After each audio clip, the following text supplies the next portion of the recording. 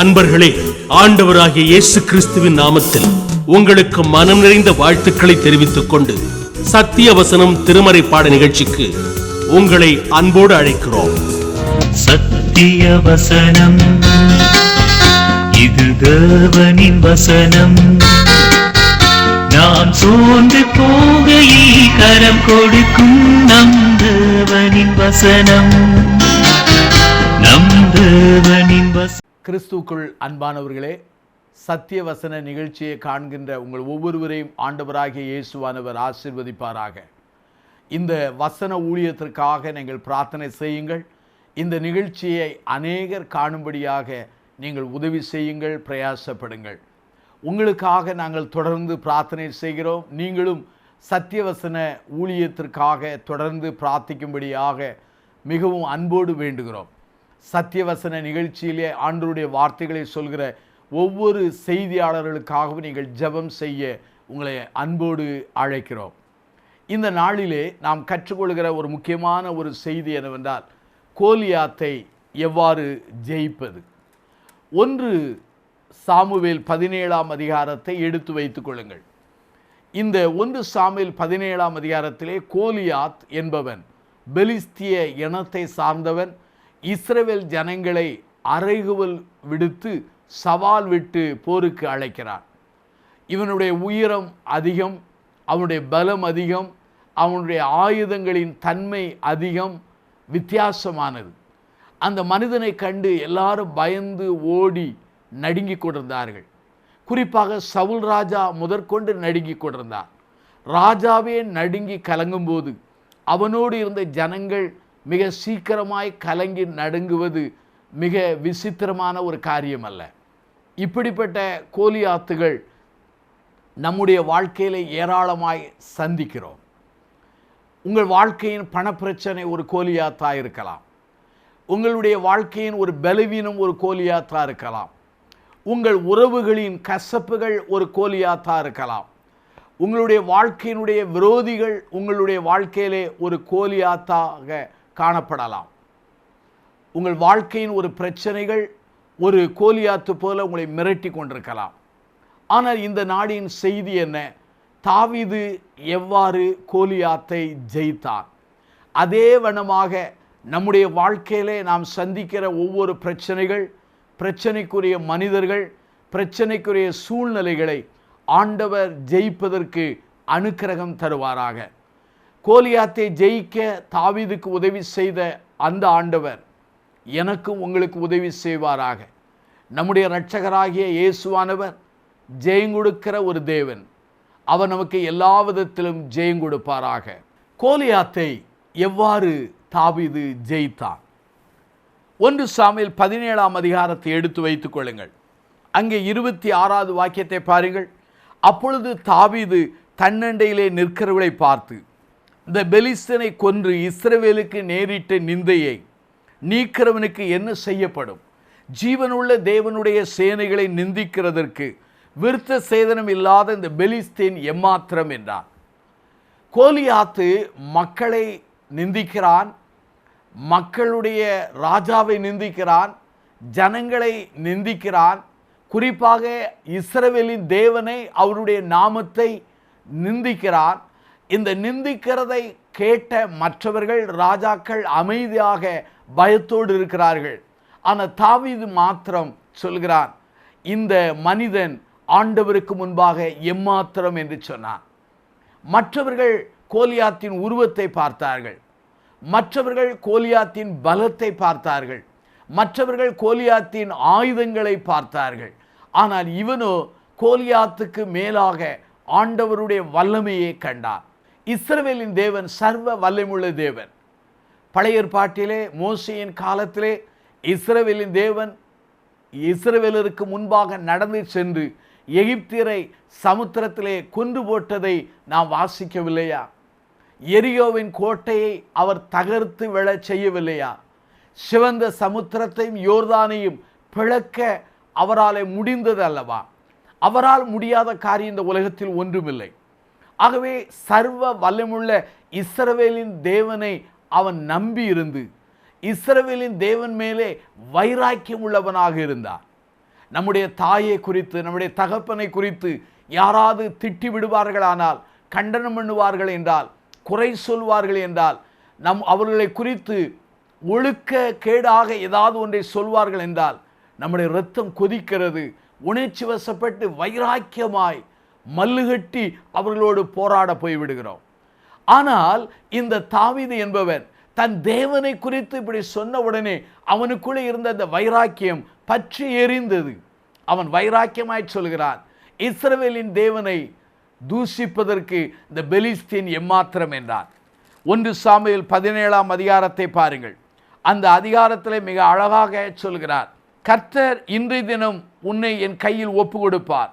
நான் உன்னை கொன்று உன் தலையை உன்னை விட்டு வாங்கி பெலிஸ்தருடைய பாளையத்தின் பிணங்களை இன்றைய தினம் ஆகாயத்து பறவைகளுக்கும் பூமியின் காட்டு மிருகங்களுக்கு கொடுப்பேன் என்று சொன்னார். அப்படியானால் இந்த தாவீதிடத்தில் காணப்பட்ட முதல் தன்மை, நல்ல காரியம் என்னவென்றால் தேவன் மேல் வைராக்கியம் காணப்பட்டது. 30-40 ஆண்டுகளுக்கு முன்பாக கர்த்தருடைய ஜனத்தினிடத்திலே கர்த்தரை குறித்து வைராக்கியம் இருந்தது.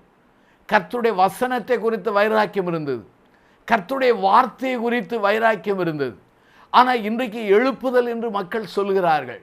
ஆனால் அந்த வைராக்கியமானது இப்பொழுது தளர்ந்து அது உண்மையாகவே குறைந்து கொண்டு போகிறது. விசுவாசிகளுக்குள்ளே வைராக்கியம் எங்கே? ஆண்டவருடைய ஊழியர்களுக்குள்ளே வைராக்கியம் எங்கே?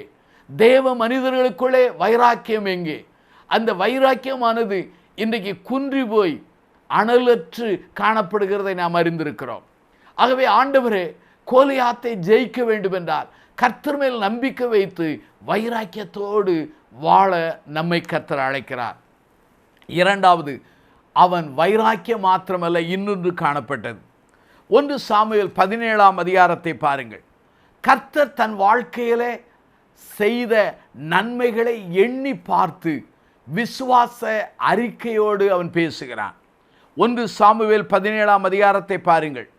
தாவீதை பார்த்து சவுல் சொல்கிறான், நீ சிறு பிள்ளையாண்டான், கோலியாத்து சிறு வயதிலிருந்து யுத்தம் செய்கிறான், அவனை எதிர்க்க உன்னால் முடியாது என்று சொல்லும் பொழுது இந்த தாவீது என்ன சொல்கிறான்?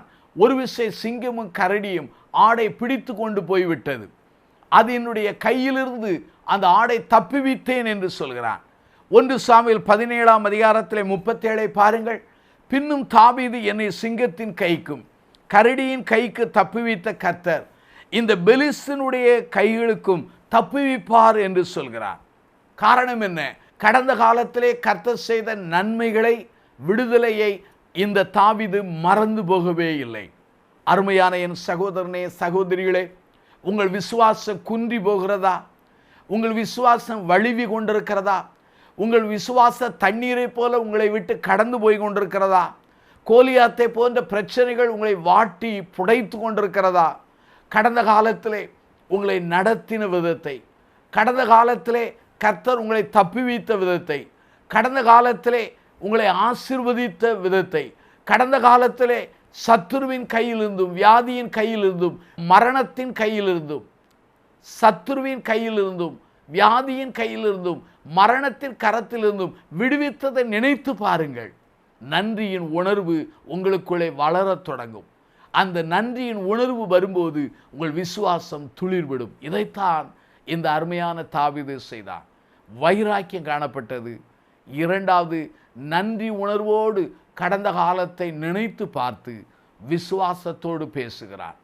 விசுவாச வார்த்தைகளை பேசுகிறார்.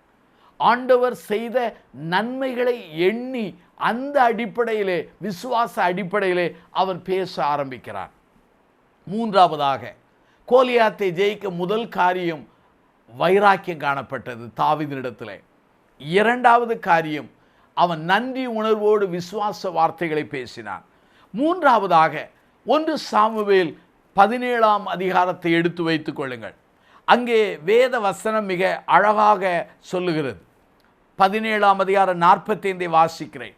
அதற்கு தாவீது பெலிஸ்தீனை நோக்கி, நீ பட்டயத்தோடும் ஈட்டியோடும் கேடகத்தோடும் என்னிடத்தில் வருகிறாய், நானோ நீ நிந்தித்த இஸ்ரவேலுடைய இராணுவங்களின் தேவனாகிய சேனைகளுடைய கர்த்தரின் நாமத்தினால் உன்னிடத்தில் வருகிறேன் என்று சொன்னான்.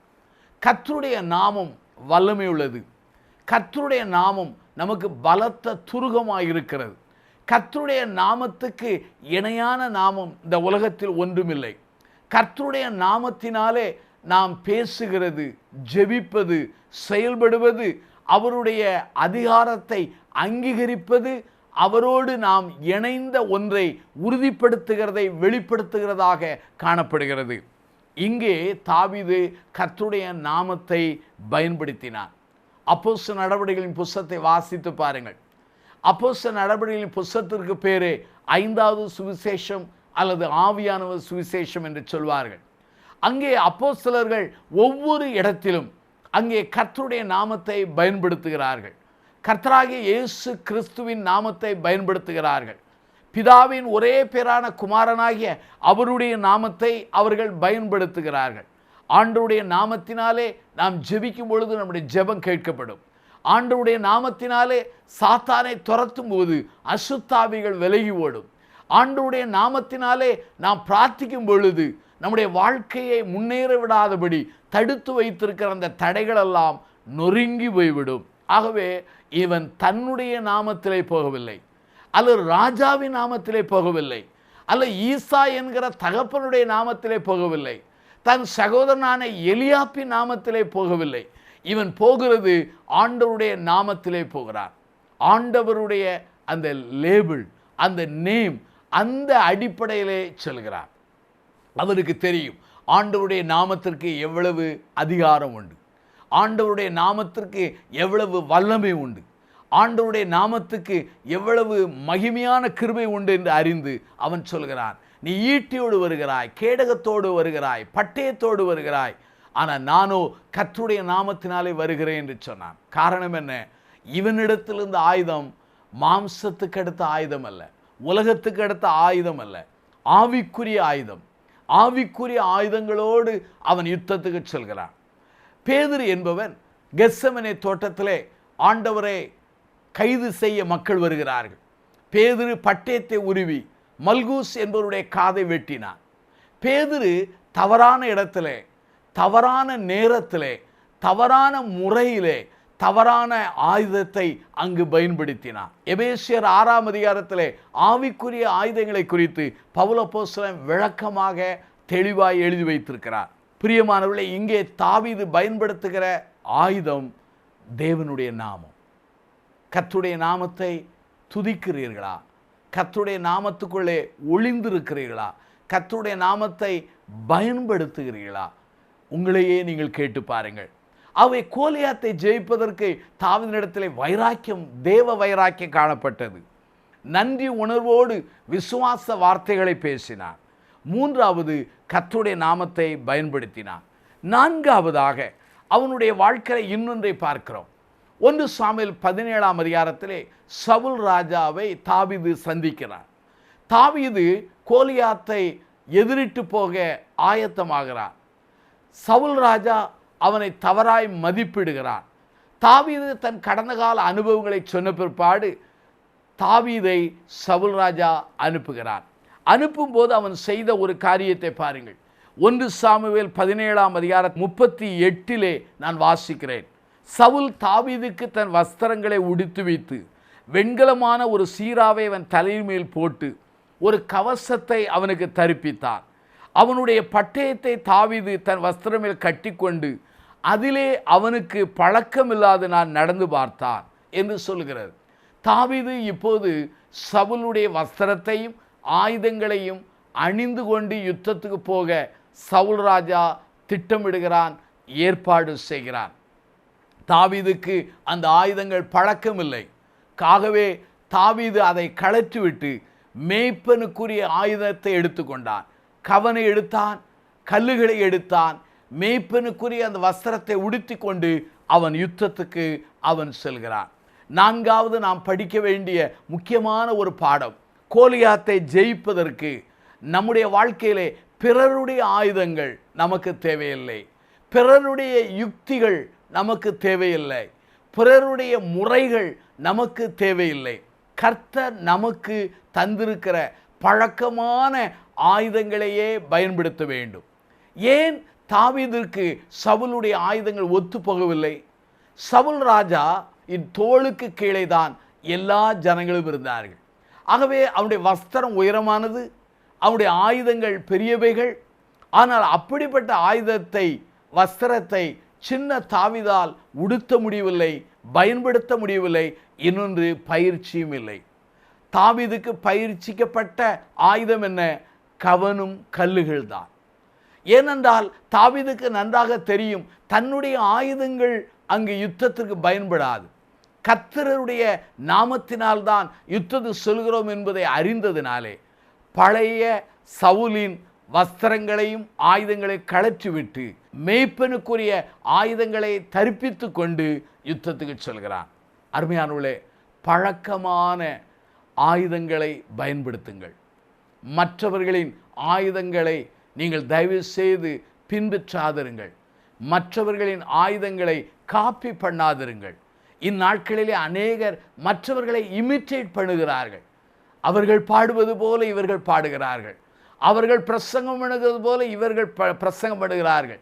அவர்கள் ஊழியம் செய்வது போல இவர்கள் ஊழியம் செய்கிறார்கள். அப்படி அல்ல. நட்சத்திரத்துக்கு நட்சத்திரங்கள் வித்தியாசம் இருப்பது போல ஆண்டவர் ஒவ்வொருவருக்கும் ஒரு அழைப்பையும் ஒரு கிருபையும் வல்லமையும் தந்திருக்கிறார்.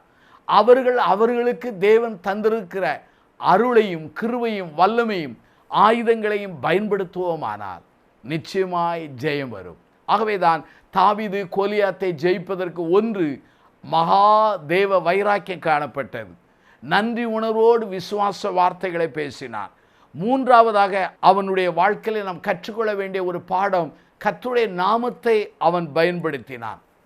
அது மாத்திரமல்லாமல் அவனுடைய ஜீவியத்தில் பழக்கமான ஆயுதங்களை அவன் பயன்படுத்தினான். இன்னொன்றை மாத்திரம் நான் சொல்லி முடிக்க விரும்புகிறேன். 1 சாமுவேல் 17ஆம் அதிகாரத்தை பாருங்கள். கர்த்தருடைய நாமத்தினாலே கவனை எறிந்தான், கவனிலே கல்லை வைத்து எறிந்தான். கோலியாத்தின் நெற்றியிலே பட்டு அவன் கீழே விழுந்தான். வேகமாய் ஓடி கோலியாத்தின் பட்டயத்தை எடுத்து அவன் தலையை வெட்டி கொன்று போட்டதை இங்கே வாசிக்க முடிகிறது. 1 சாமுவேல் 17ஆம் அதிகாரத்திலே 51 பாருங்கள். தாவீது பெலிஸ்தண்டையில் ஓடி, இப்போது தாவீதின் கையிலே பட்டயம் இல்லை, அவன் கையிலே கவனும் கல்லுகள் இருந்தது. கல்லை வைத்து ஆண்டவர் கோலியாத்தை சாய்த்து விட்டார். ஆனால் ஆயுதம் இல்லை. தாவீது இந்த சூழலில் வேகமாய் செயல்பட்டான். கோலியாத்தின் ஆயுதத்தை எடுத்து அவன் தலையை வெட்டினான். அருமையானுள்ளே, கர்த்தருக்காக வேகமாய் நீங்கள் செயல்பட வேண்டிய ஒரு காலம்.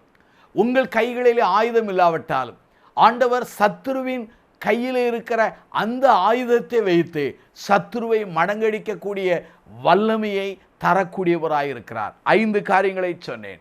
ஆகவே இங்கு வேகமாய் ஓடி செயல்பட்டவன். ஆகவே வேகமாய் ஓடுகிற அந்த நிலைப்பாடு நமக்கு தேவை. 5 காரியங்களை சொன்னேன். இந்த 5 காரியங்களை நாம் செய்யும் பொழுது நம்முடைய வாழ்க்கையிலே இருக்கிற கோலியாத்துகளை ஜெயிப்பதற்கு ஆண்டவராகிய இயேசுவானவர் பலன் தருவார். பிரார்த்தனை செய்வோமா? ஜீவனுள்ள பிதாவே, இழந்த வைராக்கியத்தை எங்களுக்கு தாரும். கர்த்தருடைய நாமத்தை பயன்படுத்துகிற அந்த தைரியத்தையும் அர்ப்பணிப்பையும் எங்களுக்கு தாரும். ஆண்டவரே, விசுவாச வார்த்தைகளை பேசத்தக்கதாக பழைய காலத்தை குறித்த நன்றி உணர்வை எங்களுக்கு தாரும். ஆண்டவரே, கர்த்தருடைய நாமத்திலே சார்ந்து கொண்டு பழக்கமான ஆயுதங்களை கையாண்டு வேகமாய் செயல்படுகிற அந்த வலிமை எங்களுக்கு தாரும். கோலியாத்தை தாவீதை வைத்து ஜெயிக்க வைத்த தெய்வமே, அதே போல எங்கள் வாழ்க்கையில் இருக்கிற ஒவ்வொரு கோலியாத்துகளையும் தாவீதின் குமாரனாகிய இயேசுவின் மூலமாக நாங்கள் ஜெயிப்பதற்கு எங்களுக்கு உதவி செய்யும். செய்தியை கேட்டு கண்டு கொண்டிருக்கிற ஒவ்வொரு மக்களை நீர் ஆசீர்வதியும். அவர்கள் வாழ்க்கையில் அற்புதங்கள் தொடங்கட்டும். இயேசுவின் நாமத்தில் ஜெபிக்கிறோம் ஜீவனுள்ள பிதாவே, ஆமென். இந்த புத்தகம் பற்றிய விபரங்களுக்கு சத்திய வசனம் அலுவலகத்தை தொடர்பு கொள்ளவும்.